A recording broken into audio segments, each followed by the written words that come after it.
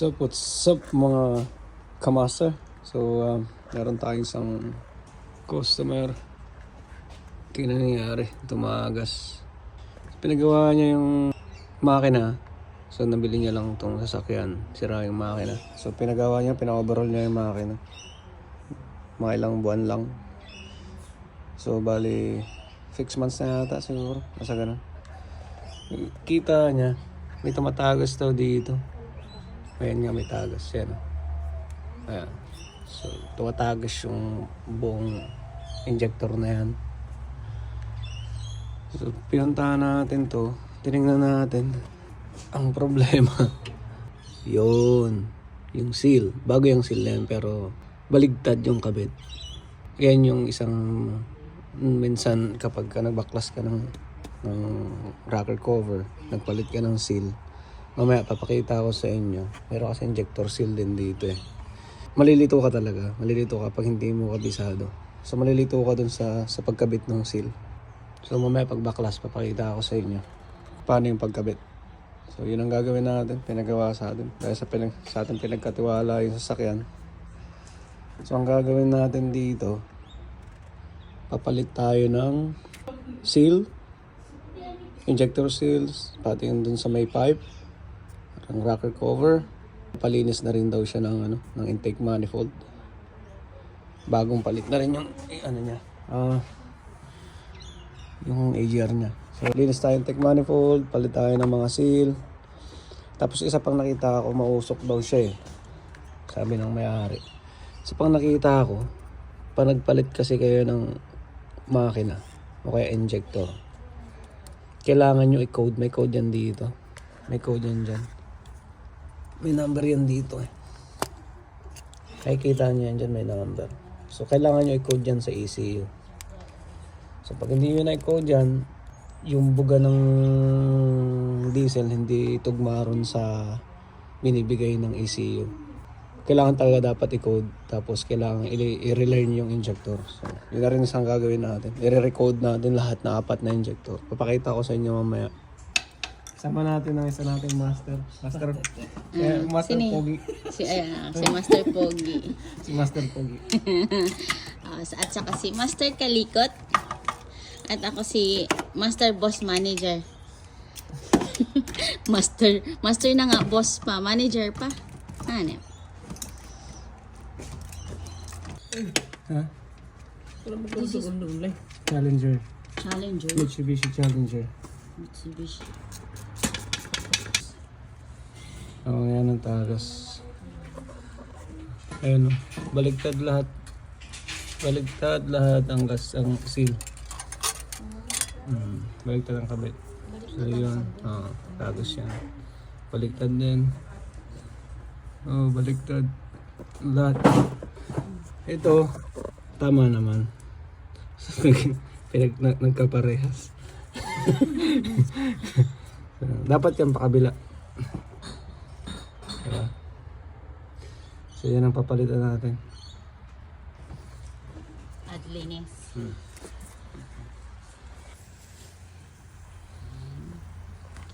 Didinisan.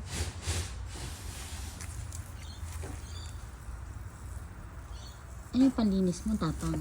Yan yung tinoy? Hindi tinoy. Ay, ano yan? Chemical to, kung sa... Chemical talaga. Yun o, ito mo, puti na.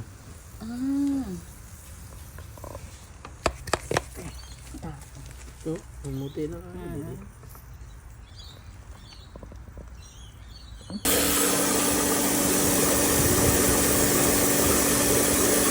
Ayan, kapal o. Konti na lang yan. Tama yan. Yan, 2. 4. So tama yan sa pipe. Ito ang mali. Yung 4 na yan. Tanggal na natin yung yung pinaka rocker cover o valve cover, kung ano ang tawag nyo. So sabi ng may-ari, pa-check niya na rin daw yung valve clearance nung adjustment ng mga valve clearance. So check natin yan. So ngayon ang timing nito, bali short method ang gagawin natin. So 2 ikot lang ng crankshaft. So So timing, set nyo lang to sa taas, camshaft dito, saka yun. Tapos silipin nyo lang yung mark doon sa baba. Bali nandun sa baba, andun. Makikita nyo, hindi ko lang makikita nyo.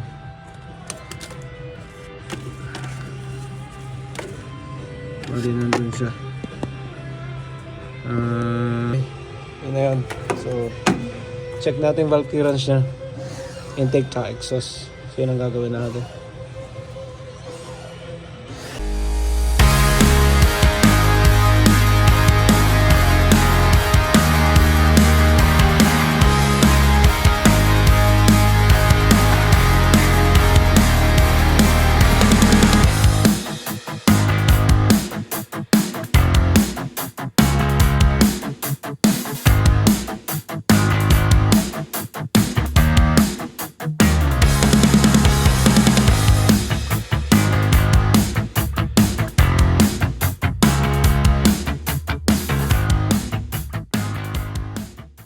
Ito naman isa nating master na kasama. Master sa paglilinis.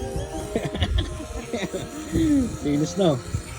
Baka yan, dumi niya kanina. Konti na lang. Konting linis na lang yan. Magaling sa pagpalikot to si master eh. So ito na yung bagong seal. So ang nangyari, ang pagkabit pa ganito. Ayan. Dapat, ang kabit niyan, yan, ganito. So yan ang ano yan, yan ang position yan. Yan ang tamang pagkabit. Tapos itong maliit sa pipe ang pagkabit, yan, ganito, ganito. Yan. Yan, ganyan dapat na pagkabit. Hindi pa baliktad. So anong nangyari kasi, ito yung kabit niya ganito. Yan, tama naman yun, tama. Tapos ito ginaya, nakaganon. Diba? So ito sa injector dapat pakabila, pataob ang kabit. Yan. So dapat yung lips niya sa taas.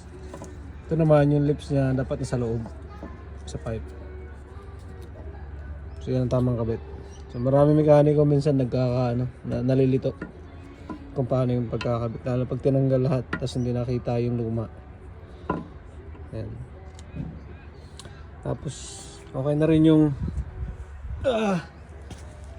okay na to. Nilinis na ng master natin eh. O, di ba? Linis na oh. Kaya ang kapal niyan. Oh. Ha? Parang bago lang yun. Saan ka pa dyan? Di ba?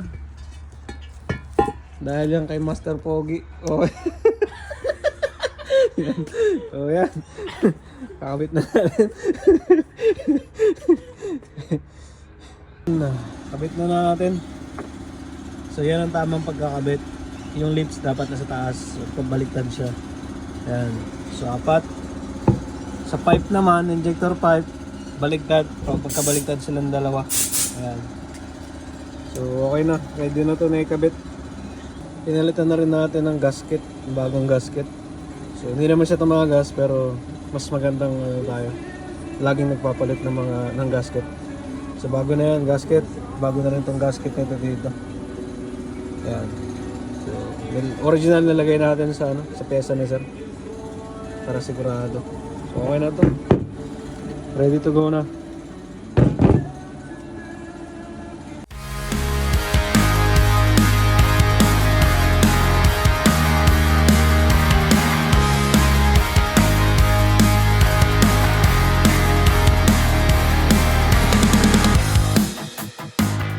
Yun o, yan ang pagkakaiba. Nakalabas yung labi ng seal. O yun, di ba?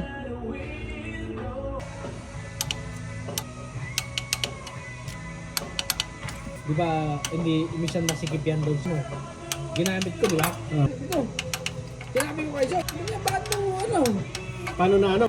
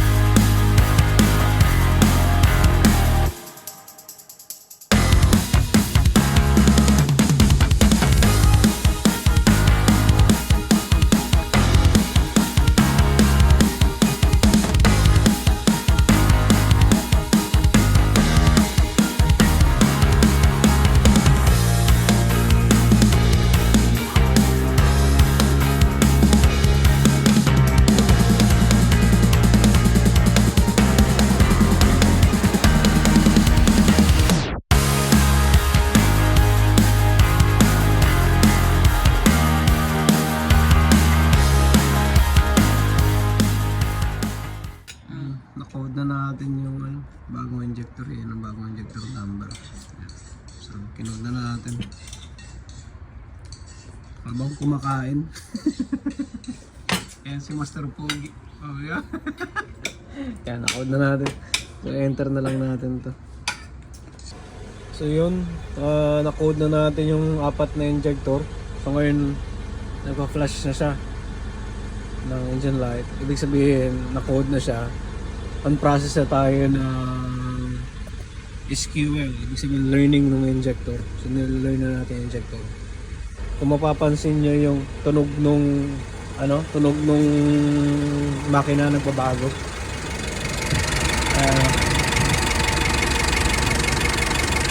Ibig sabihin, tumataas na yung idle. So nagpa-process na siya ng learning. Tapos ngayon, check natin yung data kung napalitan ba siya ng number, kung parehas dun sa number na in-enter natin. So yan, ongoing na siya. Tumaas na yung idle. All goods. Yun, completed na. So okay na yung SQL. Wala na rin yung nagpa-flash na engine light. So ibig sabihin okay na yun. Ngayon titingnan natin kung umokay ba yung ano. And dito nyo makikita kung ano yung na-code na inject. Okay na. So na-code na natin yung injector, 4 na injector. Ito yung bagong number niya. So dati kasi hindi na-code yung lumang injector. So all goods. Ayan. So okay na rin yung makina. Okay na yung seal. Ayos na natin. Malinis na yung intake manifold. Malinis na rin yung ano. So ayan. Ready to go na. Good na to. Goods na. Hindi na kunin ng ano na may-ari. Ayan. So okay na. Pwede na kunin ng kababayan natin.